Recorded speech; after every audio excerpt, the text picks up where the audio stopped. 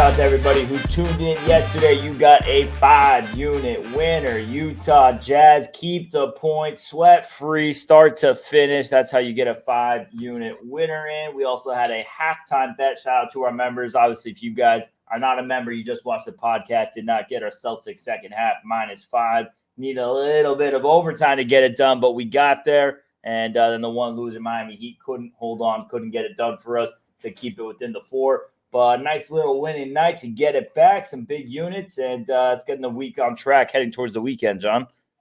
Yeah, shout out to everybody except Isabel. Fuck you, Isabel. Look, guys, you could say whatever you want on here. We're not going to tolerate anybody just giving out the games. The whole point is to view the podcast, and then you'll know who we give out. So anybody, you could say I'm the worst handicapper in the world, although you admit being a paying member for 4 years. No. I don't know how bad I could be if you must be stupid.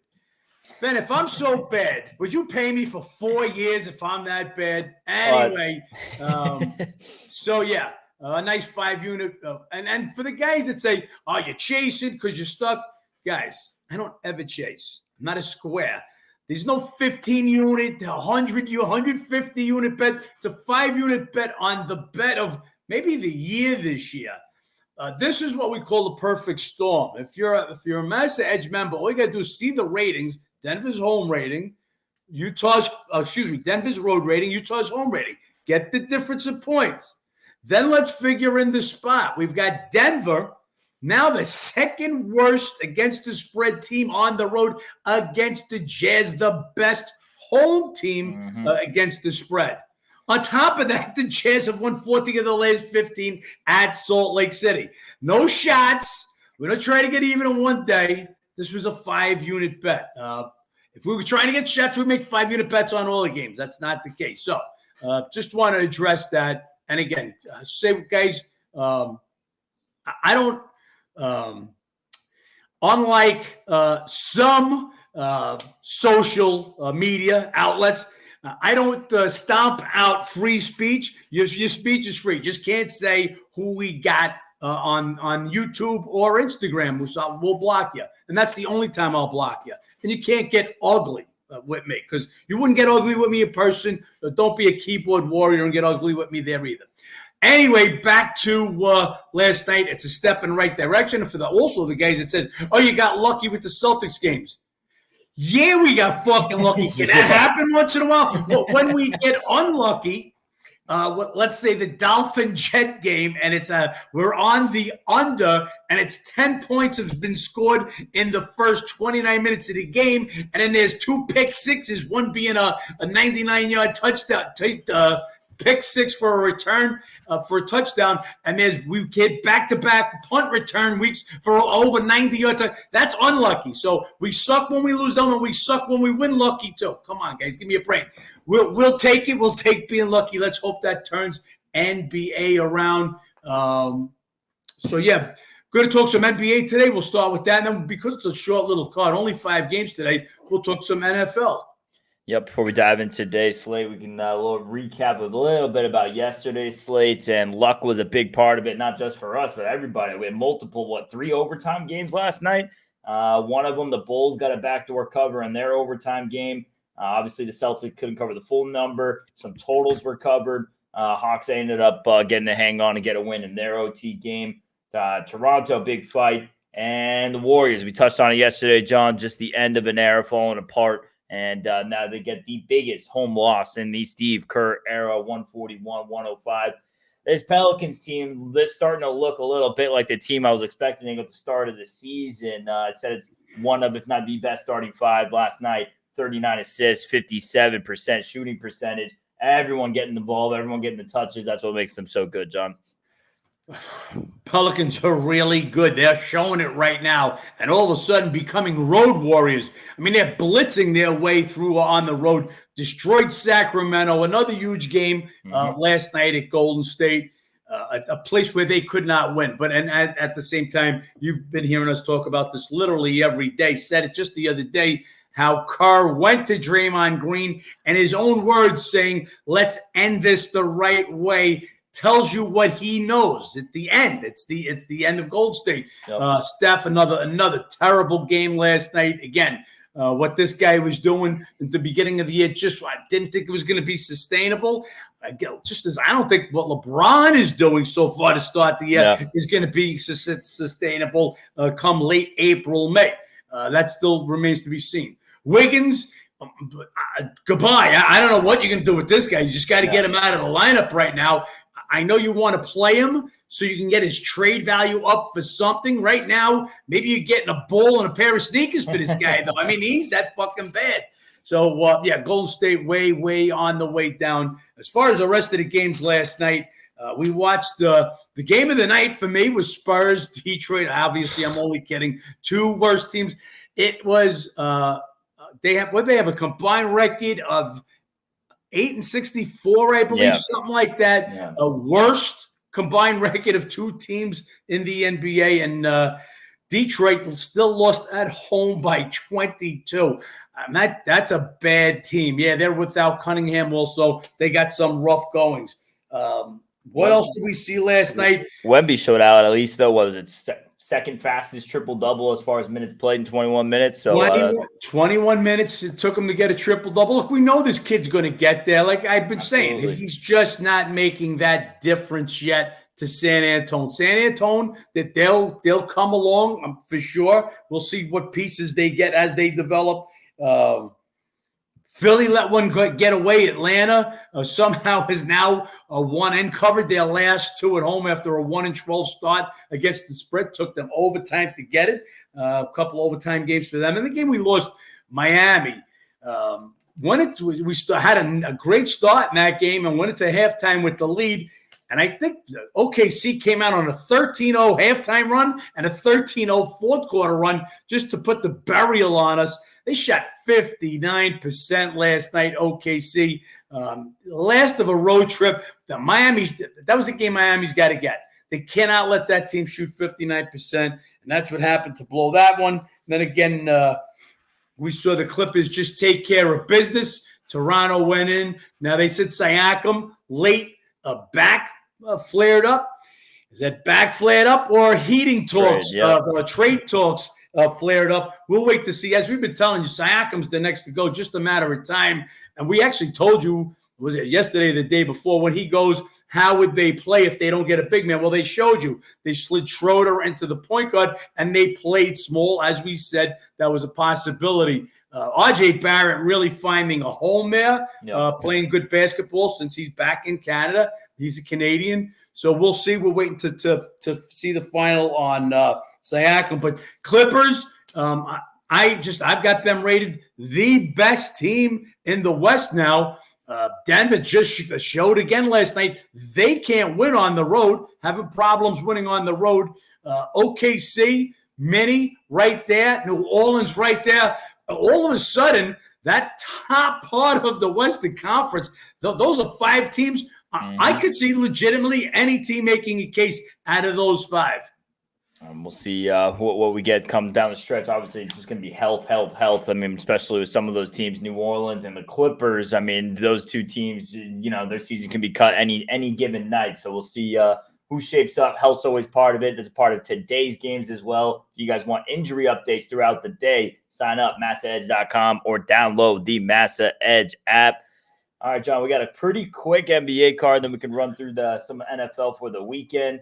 Nets, Cavs in Paris. Little afternoon game for you guys going on today.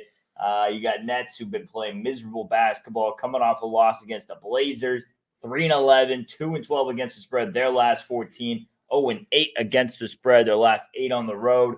And then you have this Cleveland team coming off 3 straight wins against 3 straight bums. Wizards twice and the Spurs. They have had some success in the matchup history, winning 3 straight, but all pretty close. This would be Cavs or nothing in my eyes. Liked it more at the opening numbers, ticked up a bit. Don't want any part of Brooklyn. They were playing out of their minds to start the season, covering at a crazy rate, and now we're just seeing the regression of that. You go look back on the last several weeks, they're right down there with Charlotte, Washington, Detroit, as far as how they've been playing, especially how they've been covering. No interest in the Nets going on international game here. Cleveland or nobody for me. And I can see why you say that. Look, Cavs have won 3 straight, but their 3 wins are 3 home wins, 2 against Washington, 1 against the Spurs. Not really great competition. Nets, as Ben said, they've been a nightmare. Look, they've got 3 wins in their last 14 games. 2 of them were over Detroit. And then somehow, some way, they beat the Thunder, and they beat them handily. We'll see what kind of game they come up with now. This is a neutral court game. So for my Master Edge members, just go by the road rating for each team, and you can see I can't get this high in the game. Not enough to make it a play. Would have to go a little higher, but I would only be interested in the Nets. As bad as they've been playing, would be Nets or nobody for me if the line was higher.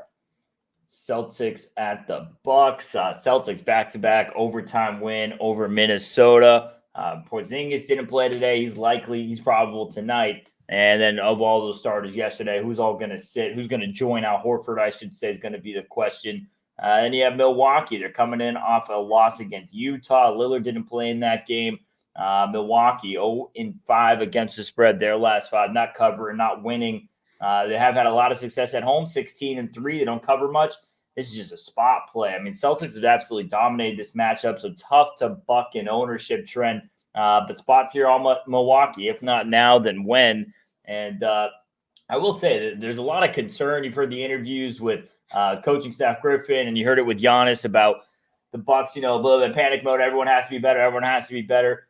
Second best record in the East, 16-3. I mean, I'd say I'll consider how much their roster has changed. They're not in a bad spot altogether. But this game specifically would be a big one to get under the belt. This is a huge game for them. First of all, because the Celtics have pretty much owned the series. Not only owned the series, the last time that they went into Milwaukee, they absolutely mauled the Bucks, 140-99. This is what we call a circle game, guys. Milwaukee's had this game circled. Now, they lose the last game to the Jazz. Lillard had a personal day, but wound up at the championship game, the championship football game. That's your personal day. He'd been shooting horrible. I just don't like the whole thing that this Bucks team's got going on. Horford, we already said, 38 minutes last night. He played last night. He won't play today. Porzingis didn't, so we know he'll play today. The other 4 starters, Tatum, Brown, White, and Holiday, all played 40-plus minutes last night, back-to-back, off overtime. The only one that I'm going to guarantee that's going to play Holiday, and that's because it's going to be his first trip back into Milwaukee. I'll put a questionable tag on the other 3 starters, so we've got to see who's playing. Now, why we say this, last year, similar circumstances, February 14th, Valentine's Day, excuse the allergies, guys, Celtics go in, same scenario, they sit everybody. Starting lineup for the Celtics that day was Blake Griffin, Grant Williams, Hauser, Muscala, White, the only Celtic regular to be in the starting lineup. Do they pull the same situation? History repeats itself. So that's why you always got to know your history. So we got to wait to see who they're actually playing. Obviously, if they're playing everybody, then the line looks a little bit too high. Especially the overnight was at 5.5 and even 6. But we don't know who's playing, if anybody, besides Porzingis and Holiday. We'll wait for that. Even with that said, the game last year took Milwaukee overtime to beat the Celtics. No. Again, got to know the injuries. We'll be on top of that one today. Then we got Blazers at OKC. Portland coming off a brutal loss against the Knicks. Held to 84 points, shot 21% from 3. They're 1-4 on the trip. And you have this Thunder team keeps on getting it done. They're back-to-back after winning at Miami. They're now 9-1, 8-2 against the spread. Their last 10 at home. They're coming back from a trip. We'll see if they sit anybody on the back-to-back. They've just dominated this matchup. 9 straight wins, 8-1 against the spread. This one back in November was by 43 points. So no interest here in Portland, who's in the back end of a trip, 2 games left, not winning, not scoring against a team who's putting up a shitload of points. Thunder's game sailing over right now. Could only look over, and got to wait to see who's in the lineup, but could only look at OKC. Yep, it would have to be OKC and nobody. They've owned the matchup. They come home, but they are back-to-back. This is a game I feel that they know we can handle. Maybe we give SGA a day off. Maybe we give Holmgren a day off. We'll wait to see that. I'm expecting somebody for OKC to get a night off, but we'll wait on that one.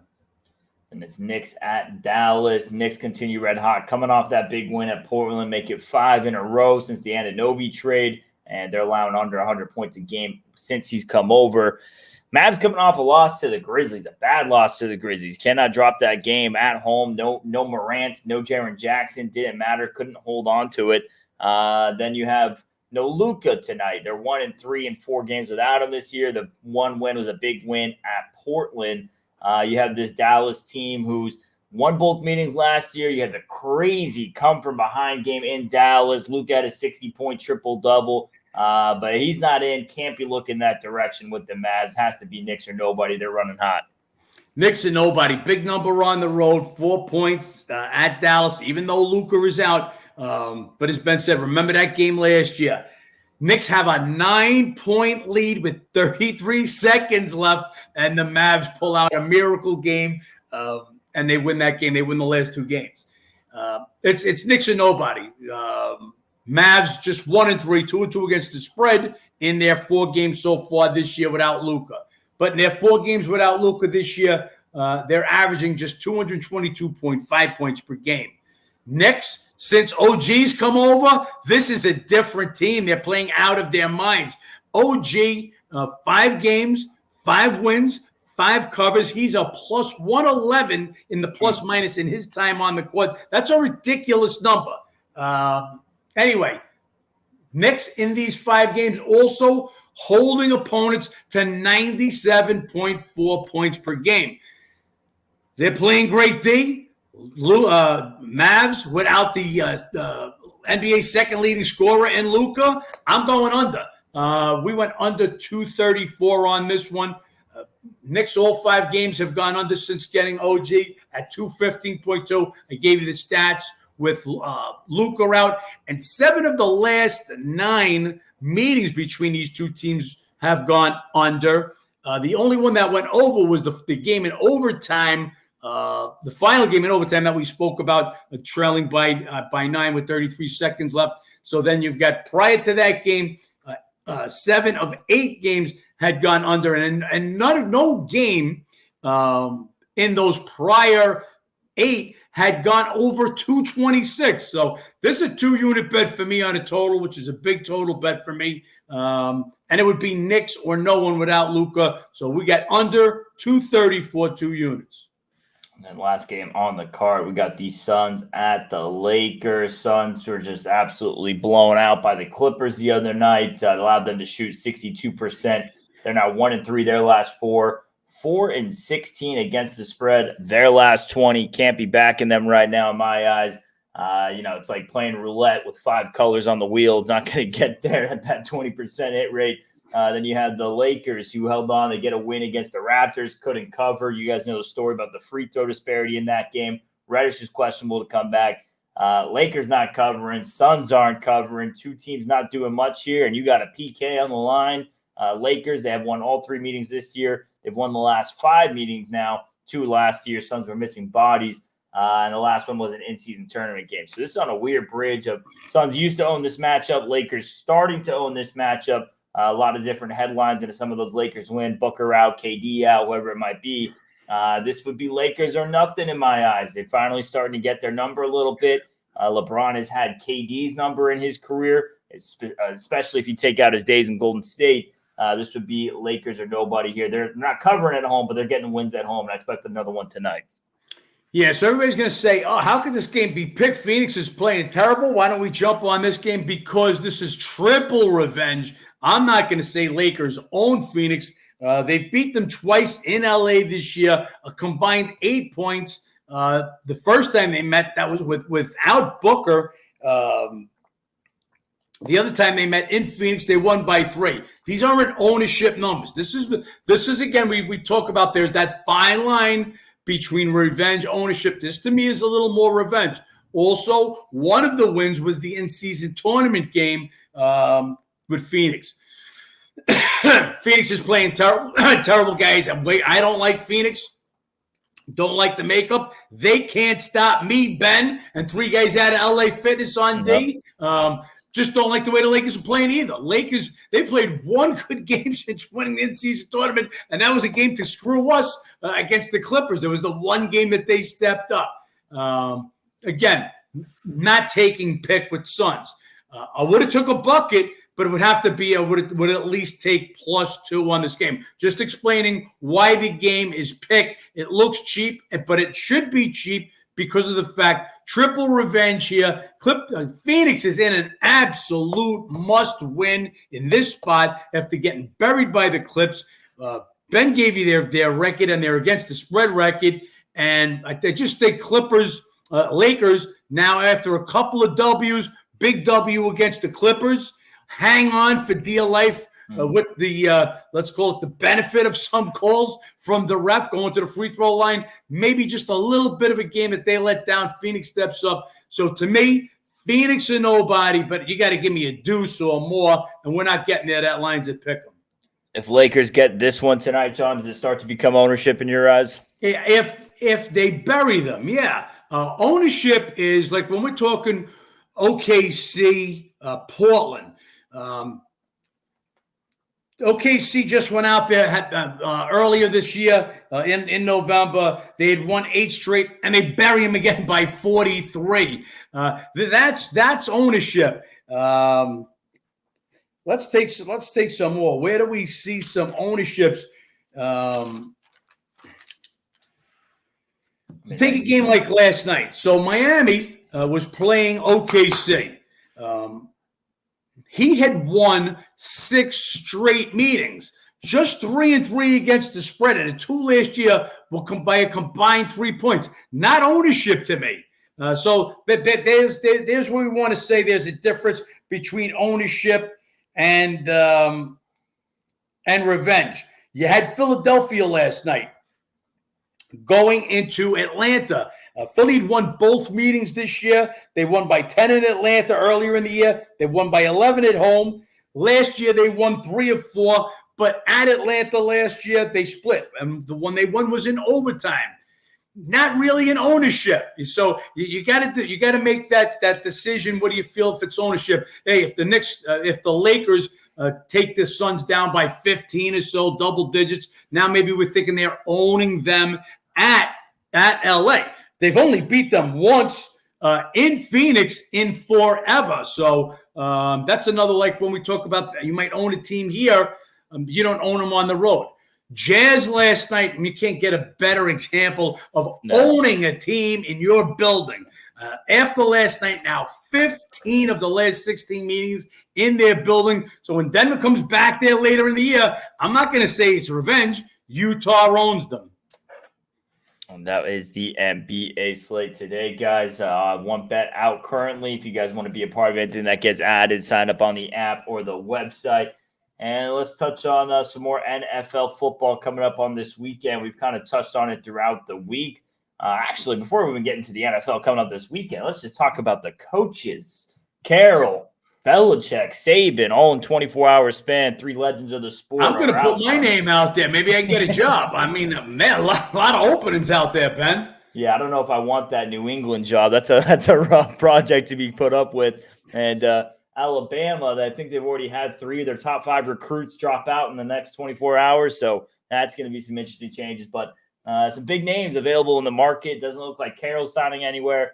Belichick's kind of flirting with the idea, and I have no clue what Saban's going to get up to. Maybe some TV deal of some sort. Yeah, look, he's a legend. He's cemented his legend in. I mean, you took it. It's Bear Bryant and it's Saban. I mean, what else is there? So I don't know. At a certain point, what else guys have to prove is. Let's enjoy some quality of lifetime. I know some guys just live to work, but now it's time to kick back and enjoy the rest. Whether that's TV, an administrator somewhere, this guy can go out and just make a speech, fucking once in a blue moon, and live a comfortable life. But besides that, a lot of coaching stuff goes on, and I touched upon it yesterday. I don't like the fact that other teams are able to go after coordinators that are on teams that are still in the playoffs, because it is a distraction. I mean, if you've got a bigger and better job coming, yeah, I know my job is to get this team ready defensively or offensively, whatever my job is. But shit, I'm worried about, wow, I might be moving to wherever it might be, a pay raise, my family. So, yeah, I think that should be considered tampering. I don't see any bigger tampering like the NBA. If you get a player, LeBron says, wow, I'd love to play with KD. They're on him for tampering. So there's no bigger tampering than asking for permission to talk to. No, you can't talk to any coaches until after that team's out of the playoffs. That's how I feel on that situation. You could argue that, the playoff games is more or less another step in the interview process as far as, their success in the playoffs, what they do as a coordinator. So it could be extra, motivation or focus in that sense where they're trying to solidify themselves as a finalist for a head coaching position. But yeah, I get what you're saying. It should wait. Look, whatever time that you have to take to go interview, fly there, whatever you've got to do, the meeting itself is whatever. I know if the only hours that I'm not sleeping, either I'm at the gym, I'm grabbing a bite to eat, I'm having a little free time, and then I'm back to work. So anything else is taking me away from making better decisions, refining my line, my ratings. Same case with them. You're taking a job interview, you got to go for a day, get on the flight, come off the flight, wait there, come back, have lunch. That's a day you could have been looking at more film. And then that's just my feeling on it. All right, let's get into this Sunday a little bit. I feel like we touched in a lot on these two AFC games coming up on Saturday. I haven't touched as much on the Sunday in the last couple of days here on the podcast, specifically some of these NFC matchups, Packers, Dallas, Detroit, and the Rams. We touched in the very beginning of the week, just the narratives to it. As far as this Green Bay Dallas game, and what Jordan Love has done down the stretch, he's been phenomenal. They go 6-2. He has 18 touchdowns, 1 interception. He's really found stride. The defense had some woes there, starting to get healthier a little bit. And then we have this Dallas team who obviously couldn't get the wins down on the road, but 16 straight home wins, absolutely ridiculous. 12-4 against the spread. As far as health-wise, still a little bit banged up here from Green Bay, but fairly healthy all considered. O-line question marks here for Dallas. And that could be very interesting with Smith and Martin. If those guys end up being ruled out, you could be down to very key O-linemen. And they've already been having trouble rushing down the backstretch of the season. This line, very sharp line in my eyes, John. It was 7.5, coming back down to 7. Don't know if you have any lean on the game. Really tough to go against that Dallas trend. So in this game, just as Ben said, you've got the question marks on a couple of offensive linemen. Offensive linemen do not get enough credit. And especially when it's two, when there's multiple guys out on that offensive line, that's going to weaken that line. Also, we talked about Watson. He missed the last, I believe, 4 games for the Packers. Could be their top receiver. Now, even if he comes back, what percent will he be back at? I make the Cowboys just off my ratings a higher number, but I really like how Green Bay's playing. Now we've got a little trend in this game, but as I was discussing with Ben, that this trend goes back so far that I don't give it a lot of credence. So you've got where are we here? They've won. What are they? Packers are 9-1, 8-2 against the spread. The last 10 meetings. They won a game last year, 31-28. That was in Green Bay. But they've only played 1 game since 2019. So, again, when NFL, you got to remember something. Other than division rivals, you're going to play them twice each. You're going to play most of the teams in your conference once. Then you're going to play the AFC once every couple of years. So some of these trends outside of division rivalries, I don't give much credence. I don't give this one much credence. Love has never played against the Cowboys. He's a new entity there. Dak has. He had a bad game his last time against the Packers, throwing some picks in a game that the Cowboys were favored to win in that game. Cowboys at home, different story. They've been real good at home. the number just going down to 7 as we started the podcast today, and I could see that being the number, even though I make the number a little bit higher. Definitely Green Bay has gotten better and better as they've got healthier. Good game. I think the number's fair number. It's too low for me to want Green Bay. Because my ratings make it a little higher, the game is definitely too low for the Packers. Yeah, in the last couple of years in the NFL playoffs, over 85% team who wins covers. That goes, for dogs. If they're, going to cover, they're going to win outright. For favorites, if they're going to win, they're going to cover. We'll see if that goes in. As far as these dogs, we talked a lot about the couple of home dogs, talked about the road dog, and this is the biggest public dog of the weekend coming up here. Rams at Detroit. Everyone's buying in on the Stafford return. That worries me a little bit. I mean, almost 80% of the money going that direction. We'll spread a money line. You have this Rams team finished the year absolutely red hot. They finished winning 4 straight. The one loss there in the back end of the season as they went 7-1 was an OT loss at the best team in football on the road in Baltimore. You can't have a much better loss on your schedule than that, especially down the stretch here. Rams playing terrific. Detroit lights out to start the year, picked up where they left off. Kind of found that down the stretch as well. 3-1, 4-0 against the spread. Goff versus Stafford, all the narratives to it. Are the Lions, are they complete enough to get this done? And the passing defense, that's where it concerns here. 27th, giving up almost 250 passing yards per game. Obviously, that is what the Rams do best. Rams' third road game in 3 straight weeks. We've talked about that. This is at MetLife Stadium to play the Giants. They go back to the West Coast for San Fran. Now they got to come back to Detroit. So the only saving grace at that is most starters sat last week. So while it's third road game in a row, it's a little bit of rest. Lions home for the second week in a row because they played Vikings at home last week. So travel edge goes to Detroit. I make the game a little bit higher. Yes, Rams are the hot commodity. They're the hot team. That offense is explosive.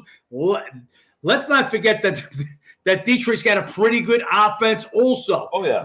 We're going to be playing in the Dome. Expect a lot of points, and the total already tells you that. That total sitting at 51.5, and that's the highest total of the weekend. A lot of points to be scored in this one. I'm a little higher on the number, but then you got tight end Laporta. Big part of the Lions offense. He led all tight ends with touchdown catches. He's questionable. So we'll wait to see what's on with that. If this game was to go under the 3 and Laporta played, I'd have to be on the Lions. We'll wait to see where those injuries go. I mean, both that game and the Dallas game, big injury news we're waiting on in those two. Steelers, Buffalo, the early game that day. I mean, we kind of already have most of the injury info there. Still waiting on a couple of the DBs, Fitzpatrick and Thompson. But the big news, TJ Watt out. And since 2017, 1-10 without Watt. It's going to be tough to get it done. And that comes back to that stat. I mean, this is where, that stat probably comes most in handy as far as, teams who win cover. Big favorite here. Does Buffalo go and just blow out Pittsburgh? Does it look similar to the last time they met? It was a 38-3 win last season. Will Steelers be able to move the ball? Really high wins in this game, which obviously suggests a lot of strength to the under. Part of why this is the lowest total we have going in on this weekend, John. Yeah. First of all, if you're a Massa Edge member, go into the ratings, and you'll notice there's only one defensive player that's listed in the injured players, TJ Watt. And that's because he makes a difference. We don't put every player in the injured list. We put in the players. They're mainly quarterbacks, top wide receivers, a Tyreek Hill in the weeks that he's out, a big-time running back. You see the difference running back Williams made for the Rams and the games he was out and then the games he came back. TJ Watt makes a difference. There's not another defensive player in there that's on that list, but maybe a Micah Parsons. There's a couple of guys, Garrett for Cleveland, but not as big as TJ Watt. He is the life and soul of this Pittsburgh defense. We posted a meme or whatever, a post about his stats. Steelers, since TJ Watt's on the team, 1-10 without him. Pretty much tells you all you need to know. So the teams are re-rated. Pittsburgh is re-rated with TJ Watt out, and without him, I've got them 22.5 on the road. I've got Bills 32.3 now. Now the best rating in the AFC, Buffalo, they've just played phenomenal. Anyway, that's a 9.8 difference. That's your starting point. Pitt, problem, third road game in a row also, and this is all over, coast to coast. It was Baltimore this week. It was Seattle. Wait a minute. This is their third road game in a row. It was Baltimore this week, Seattle before that, and now they got to go up to Buffalo. Mason Rudolph, what can we say about this guy? If he threw enough passes, and it was eligible, he would have the best passer rating in the NFL. He's completing over 70% of his passes. That ain't going to happen in a windy Buffalo. So my numbers, like I said, it's right where this game should be. I'm actually closer to 10.5. That's what I think this game should be. Pittsburgh's going to have a tough time scoring, and without TJ Watt, if they're not, look, Steelers had a great defense at the beginning of the year. Just as Miami, they're down a ton of guys on defense. They're hoping to get Micah Fitzpatrick back for this game, but they're going to have a real tough time stopping a Buffalo team that's on a roll right now. Yeah, Buffalo on a roll. How do you feel about letdown spots coming in the first round of the playoffs? And I feel like that's got to be a little bit of a factor. I mean, the stretch they've had down the season, the big wins they've had over Dallas, over Miami, clinched the division, come from KC, going to KC 5. Look, they've absolutely. Could there be a letdown? Sure could. They're enough. They're talented enough to beat a Pittsburgh team 100%. Playing a third-string quarterback without a bunch of key defensive guys, without let's arguably the best defensive player in the league, TJ Watt. Those are the 3 Sunday games, guys. We do have one bet on the Saturday slate. If you guys want that, sign up on massaedge.com or download the app. I'm pretty sure we gave that out at one of these episodes earlier in the week. I couldn't tell you which one. I don't remember. But we'll be going through those games one more time Saturday, a little bit tomorrow. And then obviously Monday, the Monday game, Eagles-Bucks, will be here next Monday to do a little episode on that game, John. Getting quick. I think we gave everybody that Cleveland. We did lay a little extra juice, -120 when it was at the 3, because it was never going to hit a flat 3. And that game's on its way down 2.5 now in a few books. Nothing, you can't, 2.5 and less right now on that game. So, so far we're on the right side there too. We got a bit of a longer episode today just for that purpose. Try to have this up to you guys by 1 o'clock Eastern. Make sure you guys check out the app. Like, comment, subscribe below. Comment like our guy Isabel. Add some positivity down there for us. And see if we can win some games, John. Again, we're not censoring anybody's comments. You just can't give out our games. Watch the podcast. That's how quote unquote, we get paid by you guys watching. It's the least you can do to help us out. We give you free bets here that our massive members actually pay for. Now, what you won't get is a game like last night, halftime. We thought it was a great spot for the Celtics, and no question about it. We got lucky. We'll take lucky once in a while, but you'll miss bets like that and bets that we had once we get injury info again. Tonight, you can't get a better example. I don't think the Celtics know who's going to play today. That's going to be a pretty much get to the court. How you feeling? How's the legs? How's the knees? How's the ankles? And they'll see who gives it a go. I don't know who's going in that game, and I don't think they know, but we'll know as the day goes on. We're up to the date with injuries, and we get that information out to our members as soon as possible. If you guys want that, hit that link below. Click that, sign up, become a member. John, we get a big 5-unit bet yesterday. Let's build some momentum in the weekend. Let's win some games. Let's make some money.